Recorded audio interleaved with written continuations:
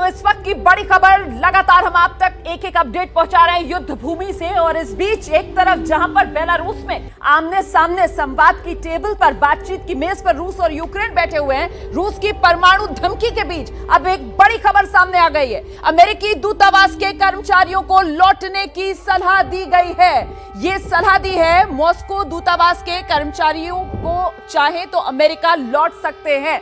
तो ये सलाह अमेरिका की तरफ से दी गई है। इमरजेंसी सेवा के अलावा बाकी कर्मचारी रूस से लौट सकते हैं, ये कहा जा रहा है। बेलारूस की अगर बात की जाए तो वहां पर अमेरिका ने अपने दूतावास को बंद कर दिया है। कुल मिलाकर आप समझ सकते हैं किस तरीके से कूटनीतिक रिश्ते जो हैं वो लगातार खिंचाव महसूस करते हुए दूरियां बढ़ती हुई। तो एक तरफ तो परमाणु हमले का खतरा, क्योंकि रूस की तरफ से जो न्यूक्लियर ट्रायड है वो एक्टिवेट कर दिया गया है। और अब देखिए, मॉस्को दूतावास से कर्मचारियों को वापस लौटने की सलाह दी जा रही है। मतलब ये तो कूटनीतिक खिंचाव है जो बढ़ता ही चला जा रहा है। कर्नल दानवीर जी हाँ, ये ब्रिंकमैनशिप चल रही है और एक मैसेजिंग चल रही है, नेटो को चल रही है, अमेरिका को चल रही है।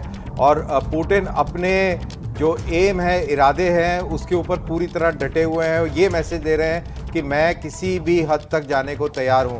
और उधर अमेरिका भी अमेरिका जो है, मुझे जो बाइडेन साहब का संबोधन याद आ रहा है। और उस दिन अपने संबोधन में जो बाइडेन साहब ने यही शब्द इस्तेमाल किए थे, diplomatically, politically, economically we will isolate Russia. और उसी दिशा में अमेरिका की तरफ से कदम बढ़ाया जा रहा है। जी हाँ, उसी तरफ बढ़ाया जा रहा है। लेकिन let us be very clear, Russia एक कॉन्टिनेंट जैसा एक मुल्क है।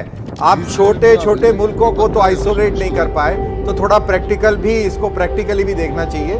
लेकिन what ever it is, diplomatic pressure जो है बढ़ाने का पूरा प्रयास है। बिल्कुल, ये कूटनीतिक दबाव जो लगातार रशिया पर बढ़ाया जा रहा है अमेरिका की तरफ से। और इस बीच ये जो धमाके हो रहे हैं, मुझे लगता है जरा इन तस्वीरों को आपको महसूस करना चाहिए। जरा सुनाइए आवाज।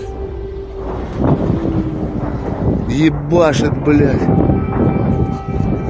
И стрельба, блядь. Нападают, сука, что ли? Гоблины ебаные, блядь. Ебать, эпицентр горит, нахуй. 2 попадания, блядь. Пидорасы, блядь. Представляешь? Ебашит, блядь. И стрельба, блядь. Нападают, сука, что ли? Гоблины ебаные, блядь. Ебать, эпицентр горит, нахуй. 2 попадания, блядь. Пидорасы, блядь. Представляешь?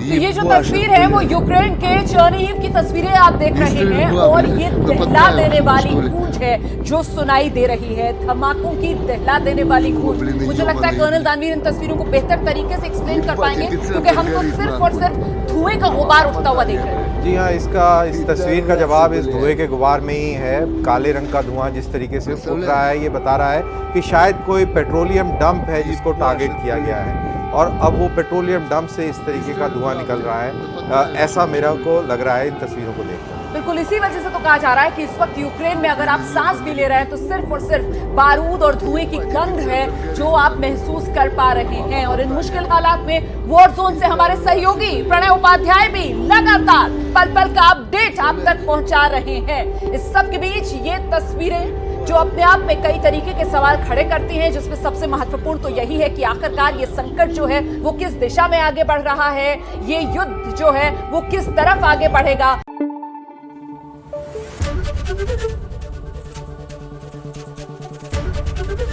एबीपी न्यूज आपको रखे आगे।